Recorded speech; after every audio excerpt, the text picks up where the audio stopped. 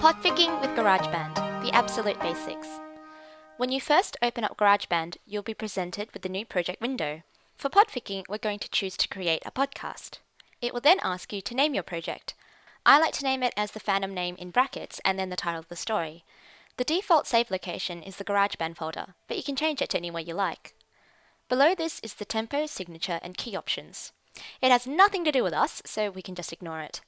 Now let's create our project. This is the default Garageband screen. Over here is the media browser, which we don't need to use at the moment, so we're going to hide it. On the top is the main track screen, and underneath it is the track editor, which is where the bulk of our editing process will take place. That's for another toot though, so for now we're going to hide it. Before we can begin recording, we're going to check our preferences.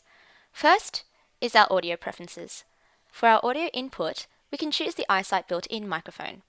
I don't recommend using the iSight if other options are available because 1, the quality isn't great, 2, it's going to pick up background noises and fan noises, and 3, depending on your physical room setup, you might sound hollow and echoey.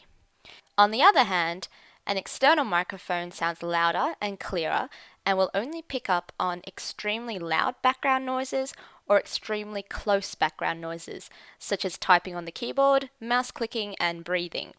So while it has drawbacks, I much prefer and recommend getting an external microphone, especially if you plan on doing a lot of podfics. Now to the audio output.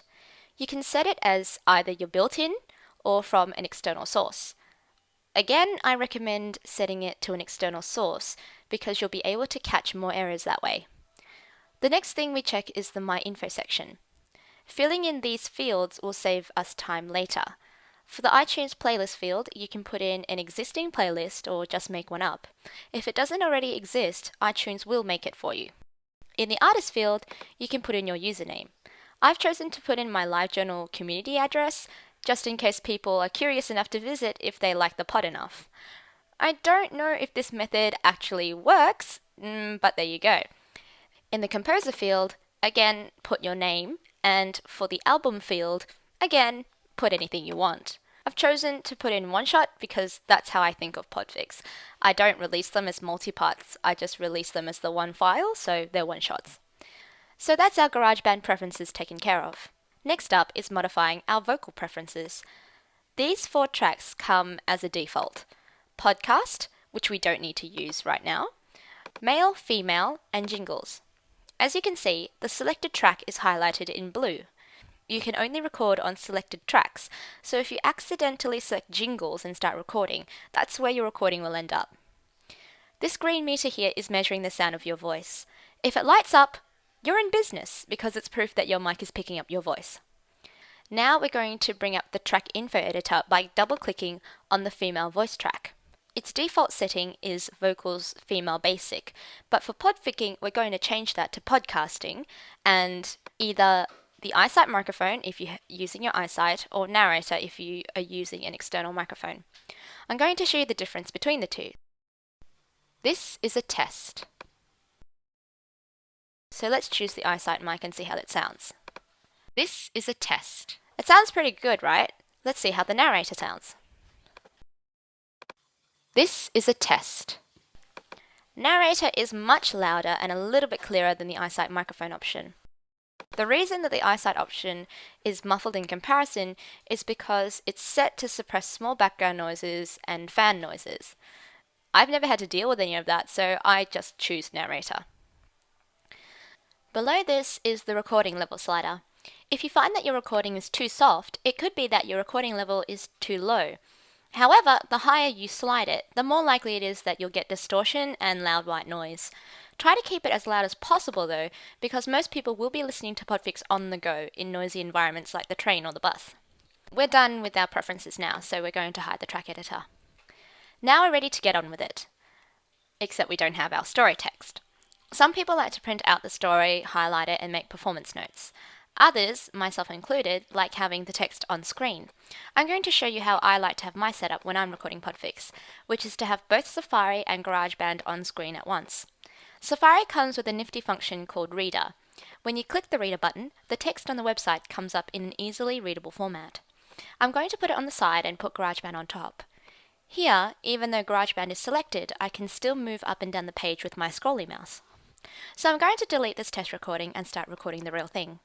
To start recording, we press record, and to stop recording, we press stop playback. But we don't need to do this on screen, we can just use our keyboard.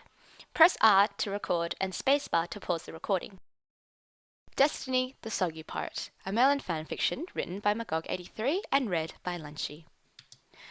The reason we don't press record again to stop recording is because the scrubber will keep moving unless we press stop playback. Let's keep recording and you'll see what I mean. It was an otherwise ordinary Thursday when Arthur suddenly sat bolt upright in bed and declared the sea was calling to him. Since this is the case, cut your time in half and use R to start recording and spacebar to pause recording. Once we've finished recording, we're going to export our file. First though, we're going to use this arrow to set the end of the project. Make sure you drag this arrow to where you want your podfic to end. Now we're ready to export either to disk or to iTunes. Exporting to disk means saving the project somewhere on your hard drive. Make sure you're compressing using the MP3 encoder, otherwise it won't export as an MP3. As for audio settings, I've set mine to mono and 112 kilobytes per second. Unless you're doing something fancy with the left and the right speakers, you can cut your file size in half by saving it as a mono. As for the kilobytes per second, the theory is the human voice is at max 64, and there's no discernible difference if it's set any higher. However, feel free to experiment by saving your projects at 64, 80, 96, all the way to 320 if you really want to. When you stop hearing the difference in voice quality, compress using the lowest number. The lower the setting, the smaller your file size will be. I'm going to go back and send it to iTunes though, because I want to keep modifying my file info. Since we've already filled out all of this information before, all of the settings are still the same. Convenient, huh? We can just click share and wait for the file to finish exporting. As soon as it's done, the file will start playing on iTunes. Destiny, the Soggy Part, a Merlin. We're going to control-click and select Get Info to modify the track even further. If you have a cover for your podfic, you can insert it in the artwork section. However, I'm pants at graphics, so I go straight into the info section and start customizing. For instance, I might have gotten the title wrong, so I'll fix it. In the album artist field, I put in the name of the author, and I'll show you why in a moment. I also like filling in the comments section, but you don't have to do that. I put in the address of the original story, and if I've used music, I put in the song information and a disclaimer. You can put in whatever else you like as well. Your email address, the names of any collaborators, if you like cats or not. Be aware though, that it will let you write as much as you want, but it will only save about 300 characters or something. The reason I filled the album artist field with the author is that the file will be saved under their name. Here you can see Magog83 appears under the album name, but when you actually play the file, your name appears as the artist. Destiny, the Soggy. This is a pretty elegant way to show both your name and the author's name. This brings us to the end of the tutorial. I hope you've learned enough to be a bit more confident about getting started with your own podfics.